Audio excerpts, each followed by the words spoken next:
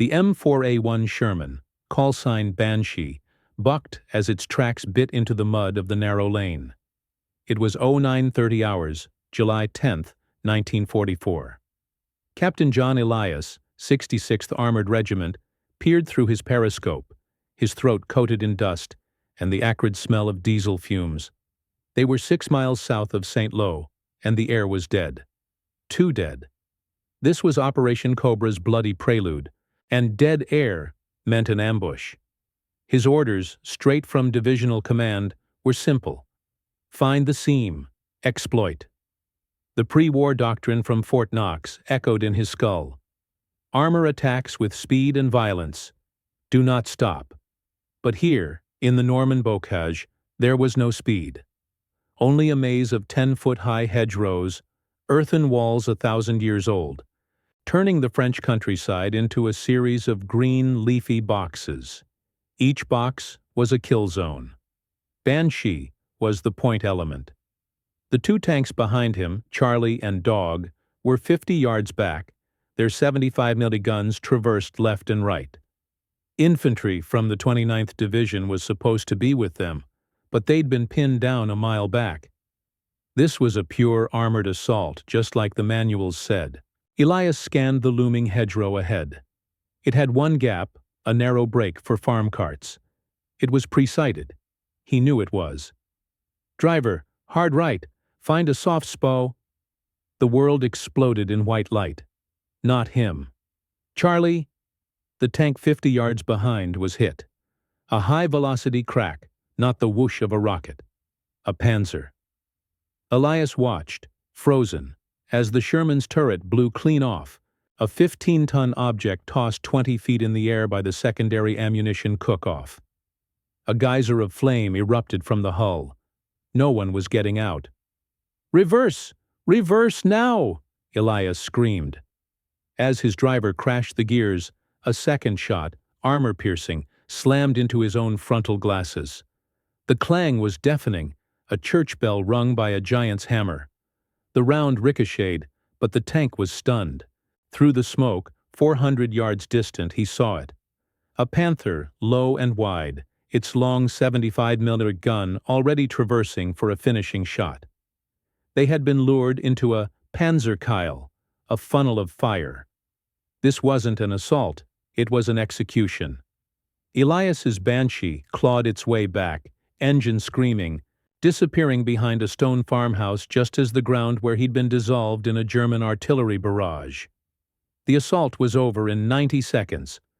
2 tanks, 10 men, gone. This was the moment the old belief died.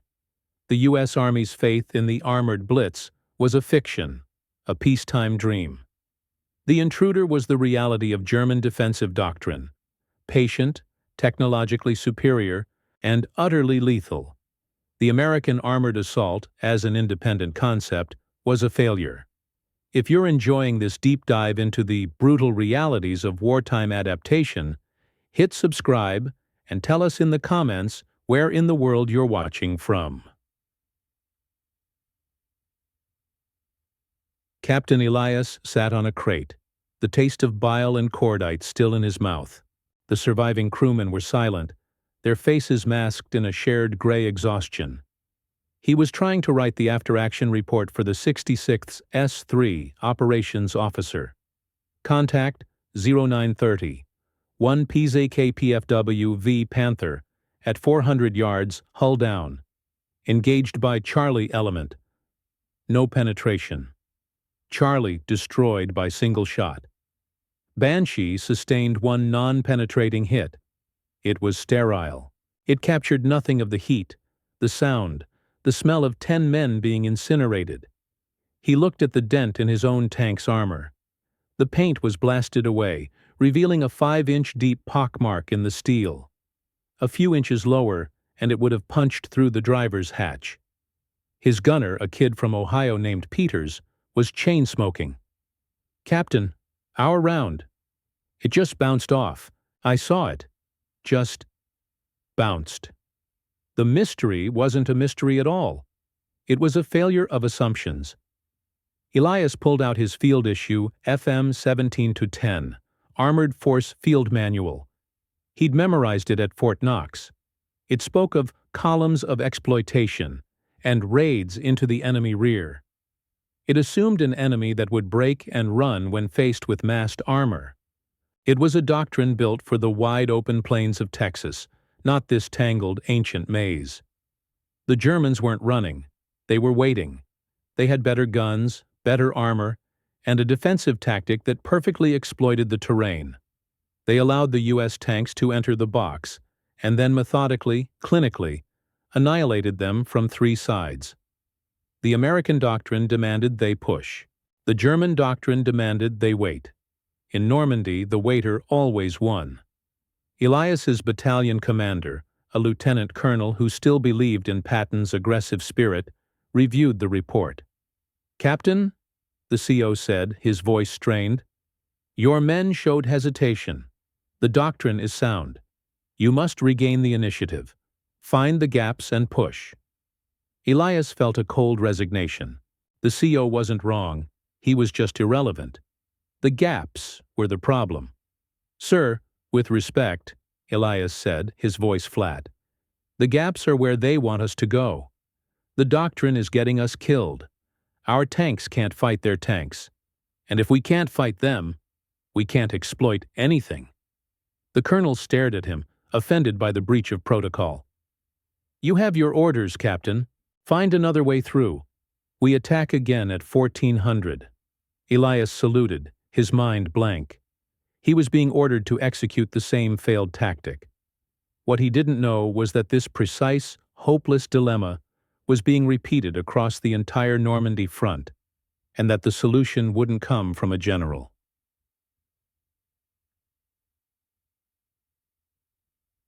The root of the U.S. Army's crisis was not in Normandy, but in pine-forested proving grounds of Fort Knox, Kentucky, years earlier. The official doctrine of the U.S. Armored Force was a complex and ultimately flawed interpretation of the German Blitzkrieg. Its chief architect, in many ways, was Lieutenant General Leslie J. McNair, Chief of Army Ground Forces, AGF. McNair was a brilliant organizer, but a radical pragmatist, obsessed with economy of force. He believed in mass production, light and fast equipment, and specialization. In his vision, the tank, specifically the M4 Sherman, was not designed to fight other tanks. It was a cavalry vehicle built for exploitation. It was fast, or fast enough, mechanically reliable, and carried a 75mm gun perfectly adequate for destroying infantry, machine gun nests, and artillery positions. The job of killing panzers, McNair argued, belonged to a completely separate branch, the Tank Destroyer, TD Force. These units, fielding lightly armored but heavily gunned vehicles like the M10 Wolverine, were the Hunters. They were to be held in reserve, moving quickly to intercept and destroy any enemy armored breakthrough. On paper, it was a clean industrial solution. In reality, it was a tactical and logistical nightmare. War is not clean. The Hunter TD units were rarely in the right place at the right time. The Shermans of the 2nd and 3rd Armored Divisions, pushing the line, were the ones making first contact. And they were making contact with a new generation of German armor that AGF reports had largely dismissed as experimental or too few to matter. A declassified intelligence summary from March 1944 stated, "The introduction of the PZKPFW-FI, Panther, and Vickers Tiger is noted. However, these vehicles are mechanically unreliable, fuel-intensive, and their production numbers, estimated 200 month, are insufficient to alter the strategic balance. The M4 remains the superior combat vehicle for its designated role." This was tragically wrong. The Panther's high-velocity 75mm KWK-42L70 gun could, and did, punch straight through a Sherman's frontal armor from over 1,500 yards. The Sherman 75mm M3 gun could not penetrate the Panther's sloped frontal glasses, even at point-blank range. U.S. tankers were forced to attempt flanking shots on a fast-moving, well-defended predator in a terrain that prohibited flanking. The doctrine, published and bound, was sending them into a fight they were technologically forbidden to win. Shanwam Chamikatsawadur. The data from the AGF reports was cold. The human consequence was measured in smoke, ash, and letters home. In the bocage, every statistic was paid for in blood. The tankers of the 741st Tank Battalion, attached to the 29th Infantry, developed a grim gallows humor. They called their M4 Shermans Ronsons after the popular cigarette lighter because of its slogan, "Lights up the first time, every time." The Sherman's propensity to brew up, burst into flames, when hit was legendary. Its gasoline engine and hull-stored ammunition were a catastrophic combination.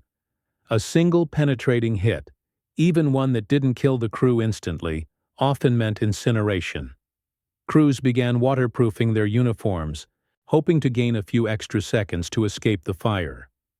They began piling sandbags, logs, and spare track links onto their frontal armor, desperate for any extra protection, despite ordnance officers forbidding the practice as it strained the transmission. The terrain itself was a psychological weapon. Report, 2nd Armored Div, G3, July 14th. The hedgerows are not hedges in the civilian sense. They are solid earth and stone embankments, 10-15 ft in height, with root systems centuries old. They are impenetrable to our M4s. To advance, a tank platoon had 3 choices, all of them suicidal. 1. Go over the top, a maneuver that exposed the tank's thin, 1-inch thick belly armor to any German Panzerfaust anti-tank rocket waiting on the other side. 2S. Go around through the single farm gate opening, which was invariably mined, registered by mortars, and pre-sighted by a PAK-40 anti-tank gun. 3. Wait for engineers to blast a hole, a process that took hours, and announced your precise location to every German gunner within 5 miles. The German response was a predator's dream. They would wait, hull down, engines off. They let the first U.S. tank pass the gap, then the second. Then, when the assault was fully committed and trapped in the narrow lane, they would destroy the lead tank and the rear tank, corking the bottle. Then, from concealed positions, Panzers and anti-tank guns would methodically destroy every vehicle in the kettle, a one-sided slaughter. Morale plummeted. Tank crews, who had landed at Omaha with a swagger, were now quiet, fatalistic. They knew the math. It took on average 5 Shermans to guarantee a kill on one Panther. They were the 5. The experts at AGF, 300 miles away, had agreed. The doctrine was sound. The men burning in their tanks in Normandy knew it couldn't be done. The solution, when it came, did not originate from the halls of Supreme Headquarters, the AGF Proving Grounds, or the mind of a high-ranking general.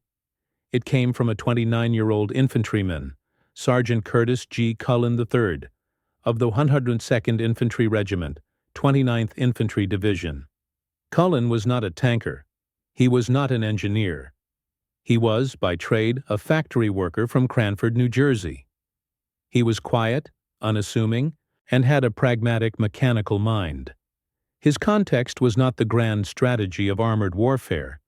It was the immediate, visceral reality of his own men dying. Cullen and his squad were foot soldiers, and their lives depended on armored support that, in the bocage, simply could not support them. He had watched, day after agonizing day, as the Shermans of the 747th Tank Battalion, which supported the 29th Division, tried and failed to advance. He saw them get stuck on the hedgerows, exposing their bellies. He saw them funneled into the gaps, only to be brewed up by unseen guns. The problem, as Cullen saw it, was not the tank. It was the dirt. His infantrymen were being slaughtered by machine guns on the far side of the hedgerow because their supporting tanks couldn't get to them. He was not bound by the FM 1710 manual. He didn't care about the tank destroyer doctrine or the theories of General McNair. He just needed a way to get a 50 caliber machine gun and a 75mm cannon through a wall of earth. He was a problem solver, shaped by the Great Depression's make do and mend ethos. He saw the world in terms of practical fixes, not abstract theories.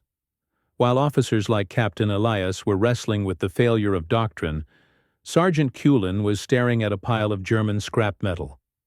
The Germans themselves, in their meticulous defense of the Normandy beaches, had provided the raw materials for their own defeat.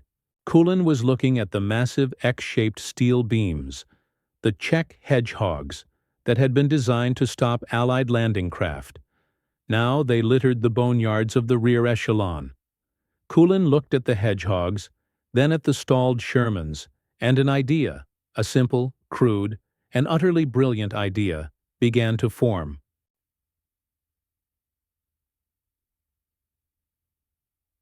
The idea struck Kulin during a conversation with a fellow 29er, technician 5th grade Robert W. Joyce.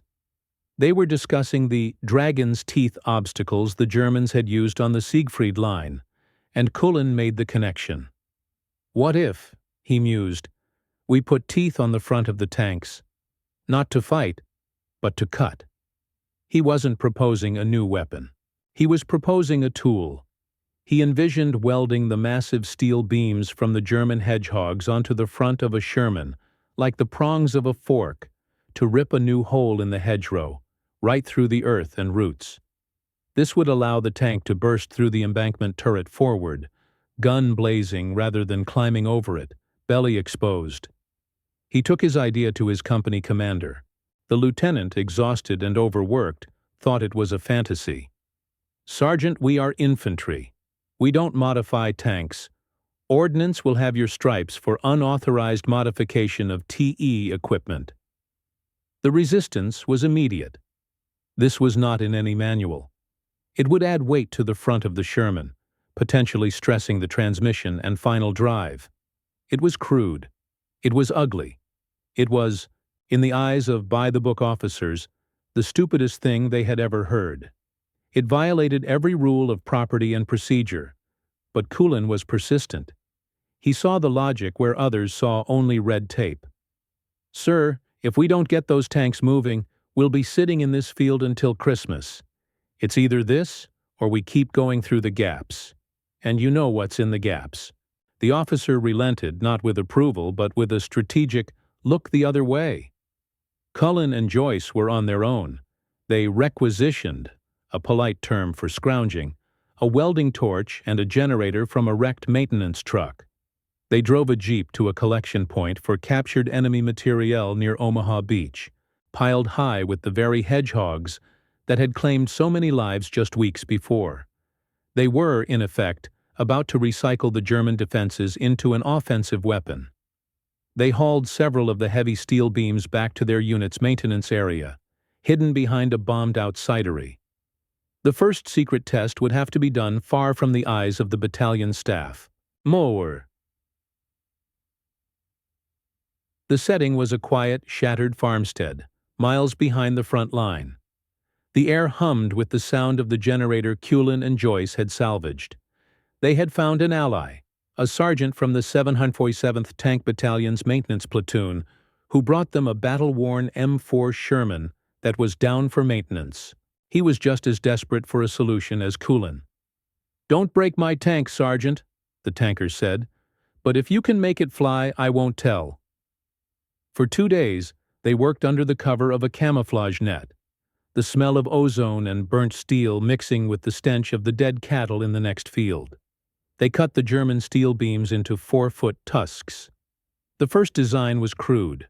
They tried to weld them directly to the tank's thin front armor plate. They knew instinctively that this wouldn't be strong enough. The Sherman's 30-ton mass, even at low speed, would rip the welds clean off.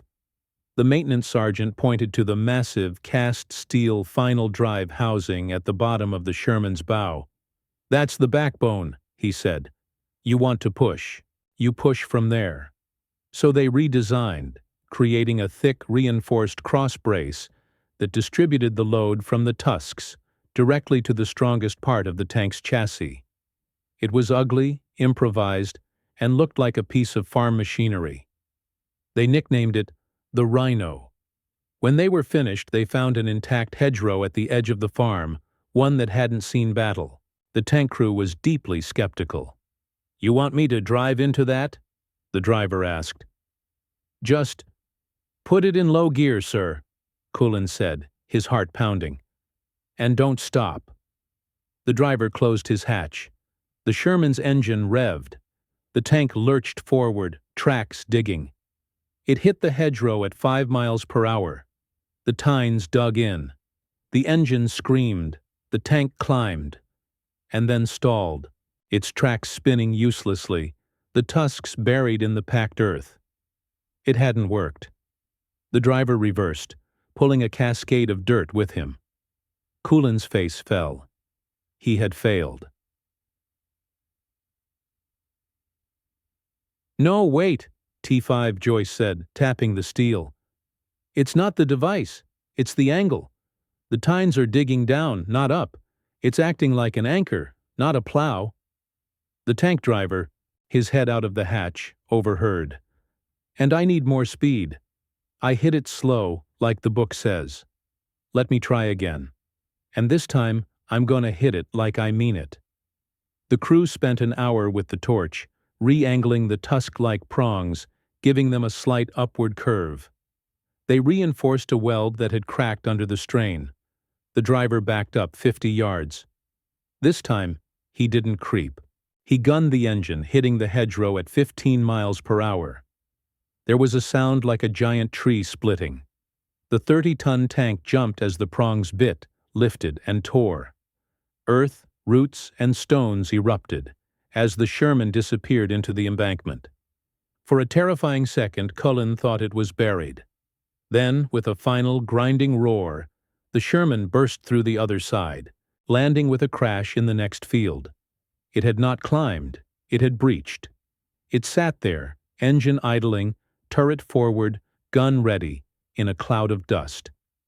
The driver's voice came over the radio, laced with static and pure, unadulterated awe. "Holy shit! I'm through, and I'm ready to fight." The infantrymen who had gathered to watch the crazy experiment were silent for a beat, then erupted in cheers. This small, ugly, unauthorized detachment of scrap metal had just rendered the bocage obsolete. It had just broken the stalemate. The tanker sergeant grabbed Cullen by the shoulders, his face split by a grin. "Son, I don't know who you are, but you just saved the U.S. Army." News of the test spread, not through official channels, but through the grunt line grapevine, moving faster than any teletype. If stories like this simple battlefield innovation fascinate you, stay with us. The next chapter of this story involves the highest levels of command. The grapevine reached the 29th Division's command post, and from there it exploded. The secret was out. Within 48 hours, a formal demonstration was arranged. The audience was no longer skeptical platoon lieutenants. It was Lieutenant General Omar Bradley, commander of the 1st U.S. Army, and his senior staff. The pressure was immense. This was Cullen's tribunal. A G4, logistics. Staff Colonel was already voicing his objections. "General, this Rhino, as they call it, is an unvetted modification. It adds 800 pounds to the bow, increases fuel consumption, and we have no data on the long-term strain to the transmission. It's a logistical unknown." General Bradley, a pragmatic man known as the GIE's general, listened patiently. He had seen the casualty reports. He knew his multi-million-dollar armored divisions were being bled white by farm fences. He looked at Sergeant Cullen, who stood at rigid attention. "Sergeant," Bradley said, "does it work?" Cullen, terrified, managed a simple, "Yes, sir, it does." Bradley turned to the staff. "Then show me." The demonstration was perfect. The Rhino tank, now painted and looking slightly more official, didn't just breach one hedgerow, it breached three, one after another, in less than 2 minutes, simulating a field-to-field advance. It burst through each one, its gunner firing a symbolic HE round at a target on the far side, before the dust even settled. The staff officers were speechless. The logistician's fuel consumption argument seemed absurd in the face of such a violent, simple solution. Bradley famously mistook Sergeant Cullen for an officer, impressed by his genius. He turned to his aides. "Get me every welding torch in Normandy. I want this device on 50% of our tanks by July 21st. The institutional clash was over. The doctrinal argument was irrelevant. A sergeant's common sense had just become the official policy of the 1st U.S. Army. The order from Bradley unleashed a logistical miracle. Operation Cobra, the code name for the all-out offensive to break out of Normandy, was days away. Bradley's order set off a massive, round-the-clock salvage and manufacturing effort. Ordnance depots, maintenance platoons, and CB construction battalions were stripped of their welding equipment. Teams were dispatched to the beaches and German boneyards to harvest every last Czech hedgehog. When that steel ran out, they began cutting up the massive wrecked Element C components of the Mulberry harbors.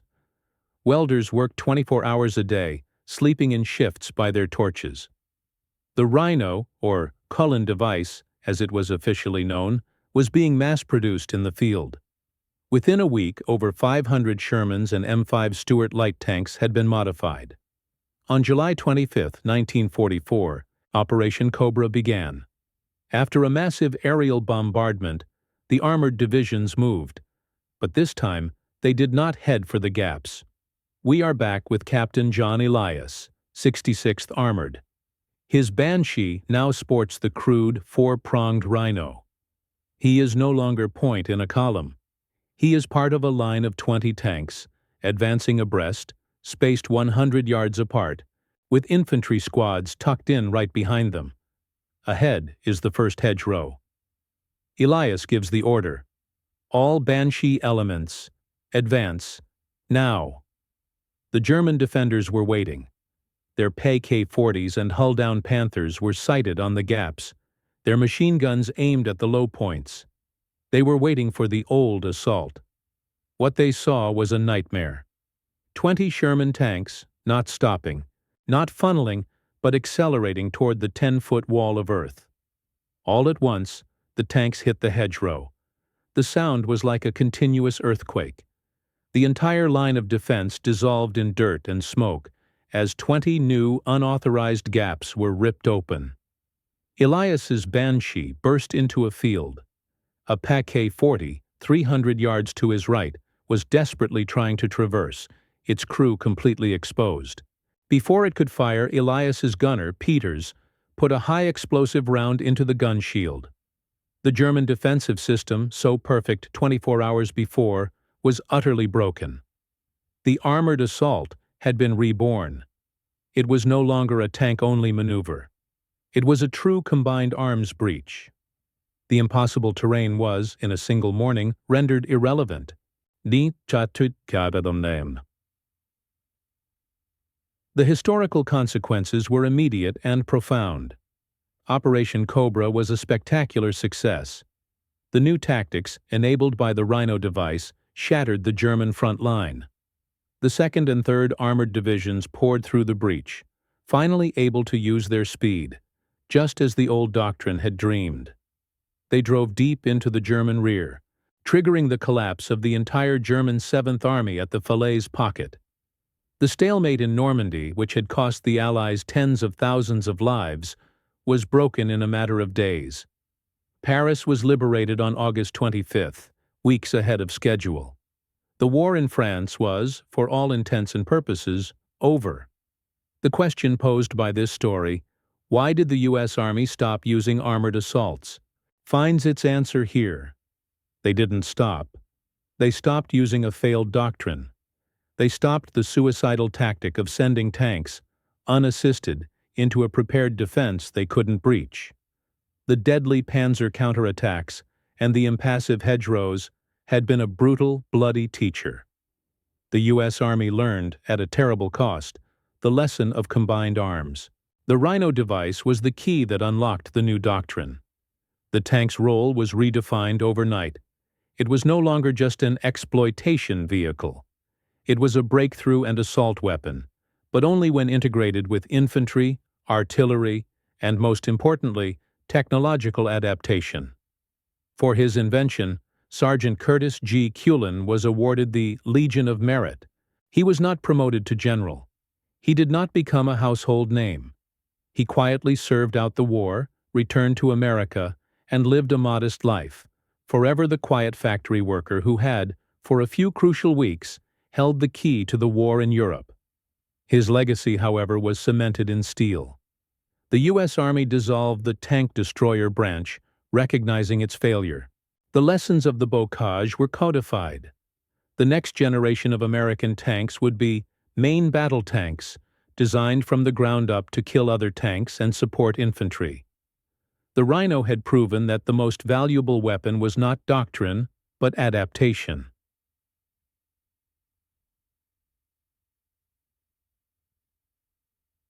The story of the Rhino device is more than a technical curiosity.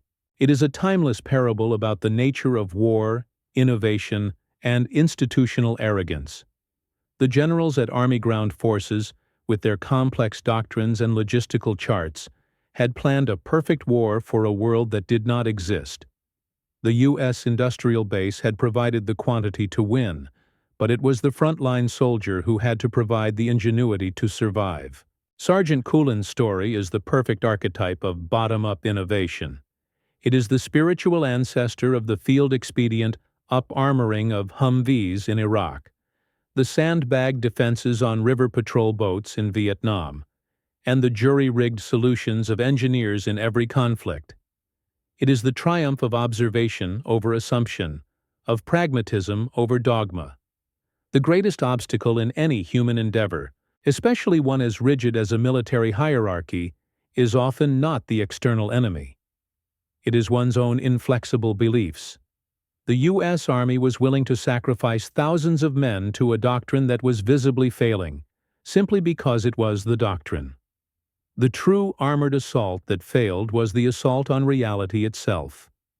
The hedgerows of Normandy, silent and green today, still stand. The gaps Cullen's invention tore in them have long since healed. But in the quiet fields near St. Lo, under the topsoil, one can still find the corroded, rusted-out tusk of a rhino. A silent witness to the moment a lone sergeant taught an entire army how to see the problem right in front of its eyes. True progress is rarely a thunderclap from on high. It is most often a quiet weld, in a dark field, by a tired man who simply needs a better way to get the job done.